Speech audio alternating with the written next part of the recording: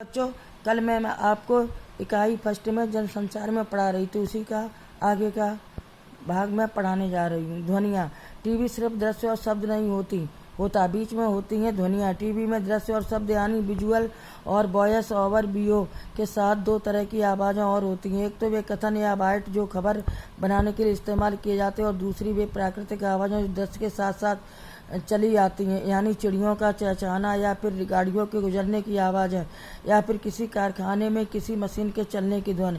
TV के लिए खबर लिखते हुए इन दोनों तरह की आवाज़ों का ध्यान रखना जरूरी है। पहली तरह की आवाज़ यानी कथन या बाइट का तो खैर ध्यान रखा ही जाता। अक्सर टीवी की खबर बाइट्स के आसपास ही बुनी जाती है, लेकिन यह काम पर्याप्त सावधानी से किया जाना चाहिए। कथनों से खबर तो बनती है, टीवी के लिए उसका फॉर्म भी बनता है। बाइट सिर्फ किसी का बयान मात्र नहीं होते, जिन्हें खबर के बीच उसकी पृष्ठभूमि के लिए डाल दिया जाता है।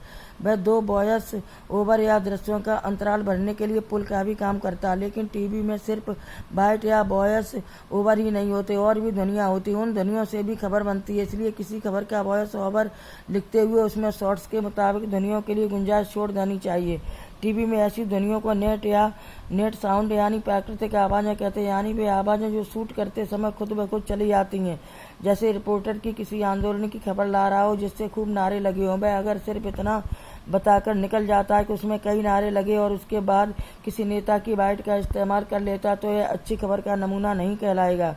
उसे नारे लगते हुए आंदोलनकारियों को भी दिखाना होगा, और इसकी गुंजाइश अपने वीओ में छोड़नी चाहिए। रेडियो और टेलीविजन समाचार की भाषा तथा शैली।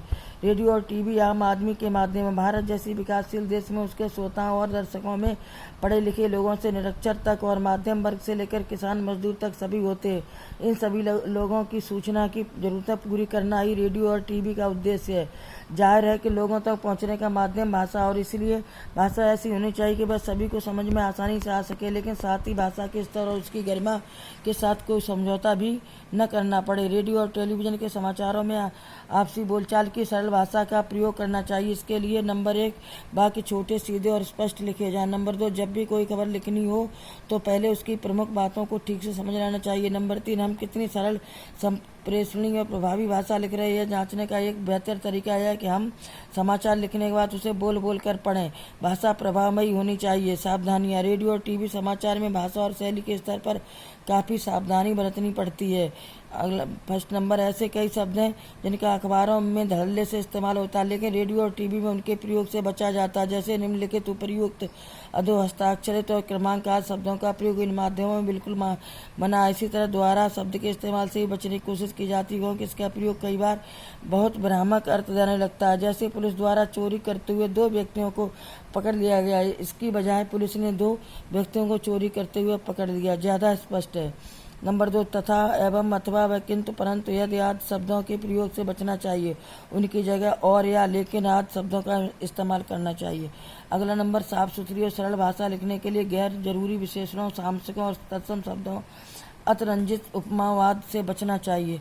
अगला नंबर, मुहावरों के इस्तेमाल से भाषा आकर्षक और प्रभावी बनती है, इसलिए उनका प्रयोग होना चाहिए, लेकिन मुहावरों का इस्तेमाल स्वाभाविक रूप से हो और जहाँ जरूरी हो वहाँ होना चाहिए, अन्यथा वे भाषा के स्वाभाविक प्रवाह को बाधित कर देंगे। अगला, वाक्य छोटे छोटे हों, एक वाक्य में एक ही बात कहनी चाहिए।